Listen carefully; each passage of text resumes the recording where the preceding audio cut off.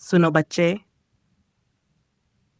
मृत्यु के बाद आत्मा कहाँ जाती है, यही रहस्य आज स्वयं महादेव की वाणी में प्रकट होगा। तू जन्मा है एक देह में, परंतु तू ये देह नहीं है। तू वह चिंगारी है जो सृष्टि की रचना से पहले भी थी और महाप्रलय के बाद भी रहेगी। जब मृत्यु आती है, लोग समझते हैं कि सब कुछ समाप्त हो गया, लेकिन नहीं, मृत्यु अंत नहीं, आरंभ है। ये एक द्वार है, एक मार्ग है, जहां से आत्मा अपने अगले चरण की ओर बढ़ती है। मृत्यु का क्षण, आत्मा की विदाई। जब प्राण इस शरीर को छोड़ते हैं, वह क्षण बहुत ही रहस्यमयी होता है। जैसे ही अंतिम श्वास टूटती है, आत्मा देह से बाहर निकलती है। वह अपने पूरे जीवन को पल भर में देखती है। हर कर्म, हर भाव, हर विचार उसे एक चलचित्र की भांति दिखाई देते हैं। उस क्षण आत्मा अकेली नहीं होती। यमदूत या स्वयं यमराज उसे लेने आते हैं। पर ध्यान रखना, यह केवल पापियों के लिए नहीं होता। जिनका जीवन धर्ममय होता है, जिनकी आत्मा पवित्र होती है, उनके पास स्वयं तेजों में दिव्य दूत आते हैं, जिन्हें तुम देवदूत कह सकते हो।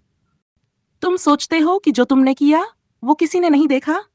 नहीं बच्चा, तुम्हारा हर कर्म ब्रह्मांड में दर्ज है। हर विचार एक ऊर्जा है और हर ऊर्जा की एक प्रतिक्रिया होती है। जब आत्मा शरीर से मुक्त होती है, तब चित्रगुप्त का लेखा खुलता है। वहां तुम्हारे हर जीवन का हिसाब होता है।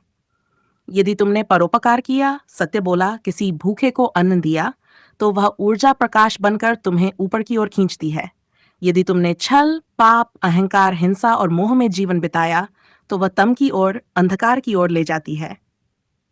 स्वर्ग और नरक, या उससे आगे? हाँ, स्वर्ग है, नरक भी है, पर वे स्थायी नहीं हैं। वे तुम्हारे कर्मों के अनुसार थोड़े समय के विश्राम गृह हैं, जहां आत्मा अपने कर्मों का फल भोगती है। पर क्या मृत्यु के बाद आत्मा बस स्वर्ग या नरक में जाती है? नहीं, आत्मा का मार्ग इससे कहीं बड़ा है। यदि आत्मा विक्षिप्त है, भयभीत, मोहग्रस्त, तो वह पृथ्वी के चारों ओर भटकती है। यही वे प्रेतात्माएं हैं जो शांति नहीं पा सकीं। पर यदि आत्मा शांत है, संतुलित है, तो वह ऊर्ध्वगामी होती है। वह पितृलोक, देवलोक या महालोक की ओर यात्रा करती है। मुक्ति की ओर यात्रा, आत्मा का अंतिम उद्देश्य। पर बच्चा, क्या तू जानता है कि आत्मा का अंतिम लक्ष्य क्या है? न स्वर्ग, न नरक, न पुनर्जन्म। आत्मा का अंतिम लक्ष्य है मोक्ष। मोक्ष क्या है?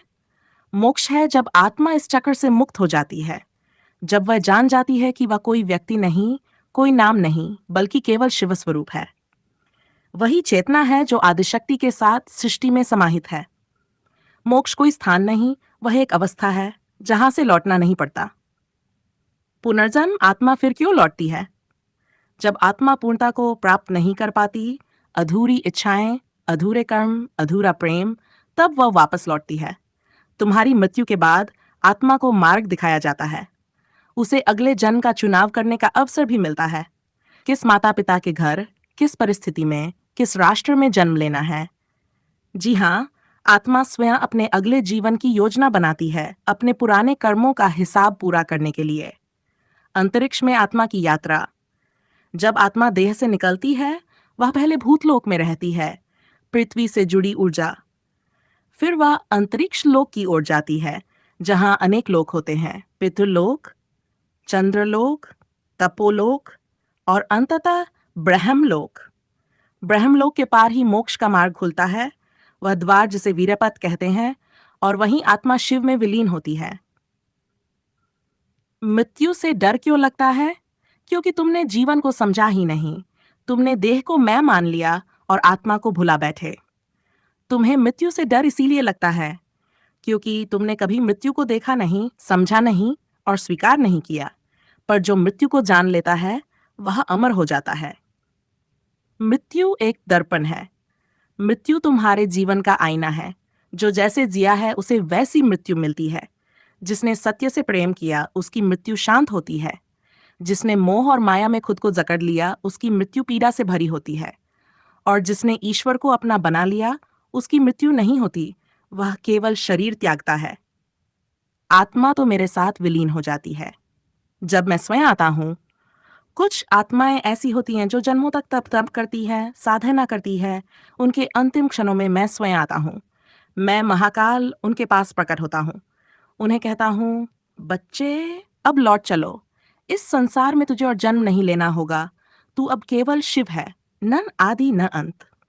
जो मृत्यु को जान लेता है वह मरता नहीं, वह जीते जी मुक्त हो जाता है। महर्षि दधीची ने हंसते हुए मृत्यु को गले लगाया। भीष्म पितामह ने मृत्यु को रोका जब तक सूर्य उत्तरायण न हो जाए। मीराबाई, कबीर, तुकाराम, मृत्यु उनके द्वार पर आई तो वे मुस्कुरा उठे। क्यों? क्योंकि उन्हें मृत्यु का रहस्य जात था। क्या करना चाहिए मृत्यु से पहले? अपने जीवन को पूर्णता दो, किसी का दिल न दुखाओ, हर दिन को अंतिम समझकर जियो, यह स्मरण करो। जो मृत्यु को हर दिन याद करता है वह कभी पाप नहीं करता।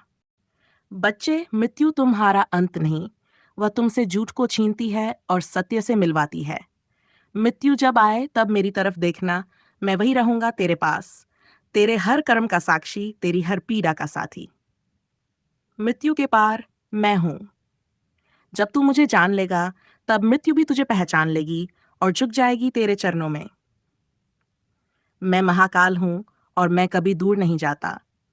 बस तुमने मुझे पहचानना छोड़ दिया।